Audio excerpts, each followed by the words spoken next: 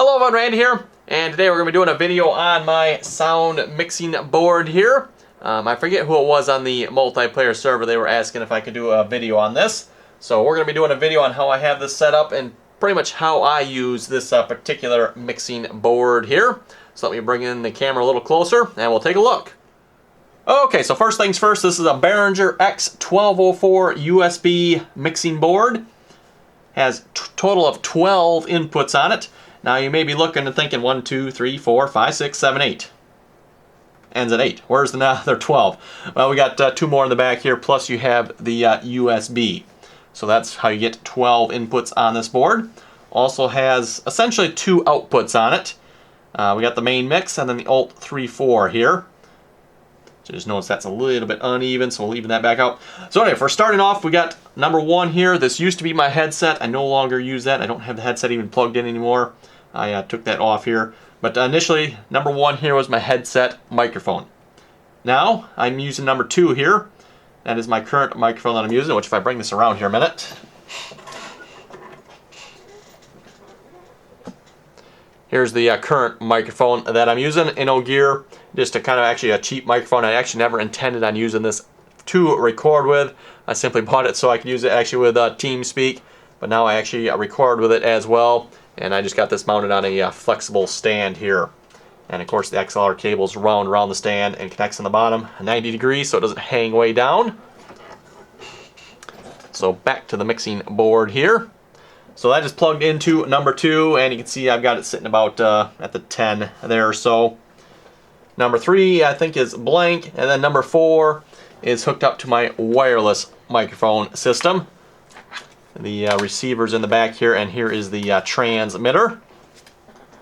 So that's on number 4, which is actually, you know, all the way down at the moment.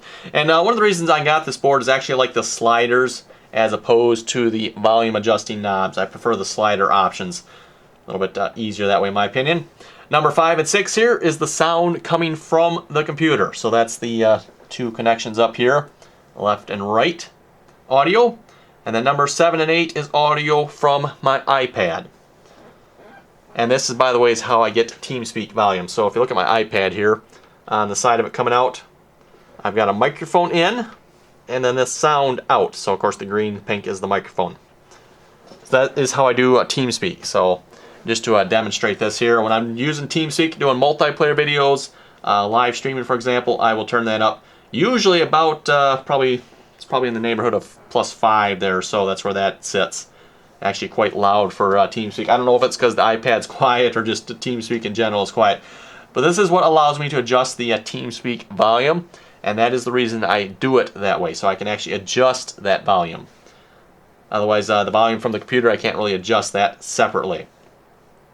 So we'll just turn that back down for now. Normally for when I'm doing single player, this is how it's set up. We got my microphone and then the computer sounds. I don't need, you know, obviously TeamSpeak, single player. Next, you may notice along the top here we got some orange lights on. 1 through 4 actually have them all on. These are my microphone channels, although technically only, well, 1 initially was back when I had the headset. I don't anymore. Which, by the way, for those of you wondering, this is what I use for a headset now, basically. A pair of Apple earbuds.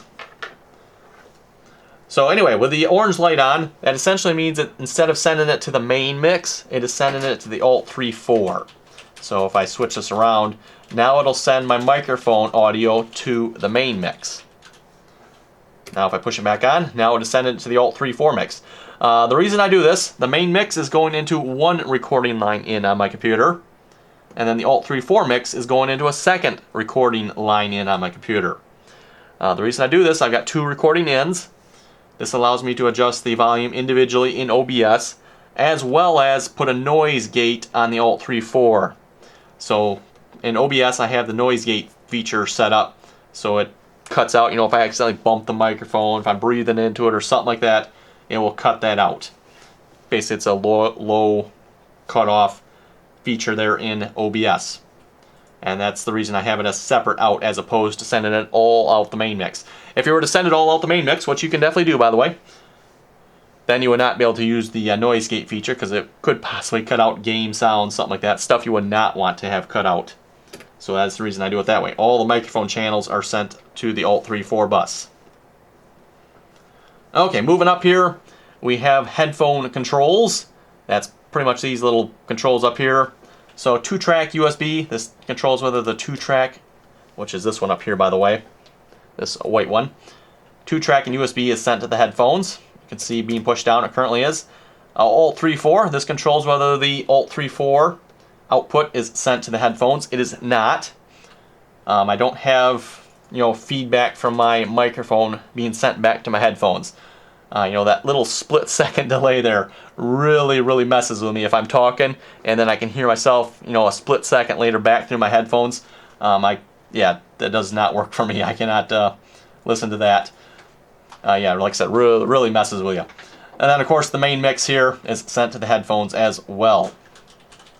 Now, one reason for TeamSpeak, I can adjust the volume.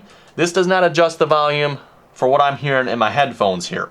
The reason for that, I actually have the sound from TeamSpeak going into the line in here, the 2-track. So essentially, I can zero out the volume here for TeamSpeak that is coming from my iPad, and I'm going to try to do my best to explain this. So basically, if I zero out the volume from TeamSpeak coming from my iPad, you folks in the recording or live streaming will not be able to hear anything from TeamSpeak. However, because I'm also listening to TeamSpeak through my computer, I can still hear it. So for those of you wondering sometimes why maybe it sounds like somebody's interrupting or why maybe I respond to somebody even though you folks did not hear it, it might be because I had this zeroed out, but yet I can still hear TeamSpeak. So I can hear what's going on with TeamSpeak, however the recording or like I said, live stream cannot. So hopefully I explained that somewhat okay the way it's set up there.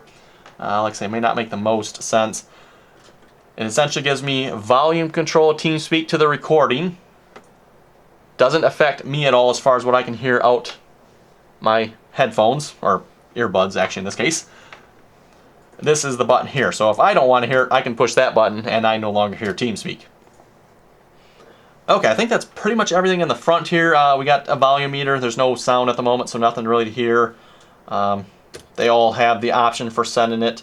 It's considered mute or sending it out the Alt 3.4. So I don't quite understand why they consider it mute, because it doesn't actually technically mute it. It just sends it to this line out as opposed to that line out. Front here, balance controls, auxiliary controls. One thing I should probably mention here before we move to the back. Auxiliary. You may notice this one here is turned up halfway. This is the microphone. Basically, this is sending the microphone out auxiliary to my iPad. So I can use push to talk on my iPad there. So that's the pink line here. This is simply connected to the auxiliary 2 output.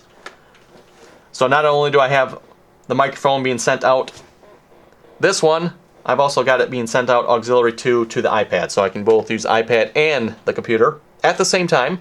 So that's sometimes why you can get that echo if I'm not careful. I need to make sure I mute one of the two sources. Typically, when I'm recording, I'm using push to talk on my iPad.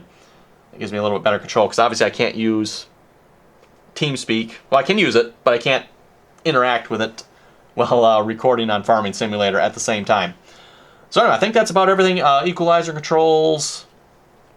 We have basic controls for the sound here. You can do different stuff if you want. I don't do anything with that. They can do some weird sound effects and stuff like that. So let's move around back and we'll show you what we got in the back here. Okay, so in the back here we obviously got a lot of wires. We got the main power on-off switch, main power on-off switch, and then the phantom power on-off switch. Phantom power is for XLR type mics usually. Right here's where I have the TeamSpeak volume going in. I actually have this going out the second sound output on my sound card. So TeamSpeak is actually set to go out a secondary play device rather than going out through my main speakers. So that's why it is separate. That way I can plug it in up into here, the 2-track. And like I said, I can control it individually with that button there. And this also means, by the way, when it's plugged into here, whatever's coming in this line is not heard through the rest of the system here. It's completely separate. It's only going to the headphones. Now you can turn that actually on and off. So this will go to the main mix. The button here actually turns that on and off, so it will go to the main mix. But there's no volume control for that. Next we have the auxiliary outs here. This is again, like I said, the microphone there that I have plugged in for the iPad. Next we have the headphones. This is actually not being used at the moment. This is where initially I had my headset plugged into. Next we got line in for 7 and 8. This is the iPad. Line in 5 and 6 for the computer. This is where the wireless receiver is plugged in here. Microphone 3 is actually plugged in. I think that actually goes to the sound box I have here, which I'm not using. I could probably actually get that disconnected. XLR, that's where the microphone plugs in. And this is initially where my headset plugged in here. This is number 1. And of course this one is number 2. The 2 connections down here, I don't know if, yeah, you can see them. That's initially where my headset plugged in back when I had it here. I don't use the headset anymore. Basically what I found with a headset, you wear it for so long and it starts bothering your ears and it's not comfortable to wear. Down here we got the main output, the secondary output, and then we got the where my headset or my earbuds plug in here. This is the basically a second output for the headphones. So that's pretty much it. I don't know there's really much else to explain. So yeah, I hope you folks enjoyed seeing the mixing panel here. If you have any comments or questions about this, be sure to leave them below. And as always, thanks for watching, and until next time.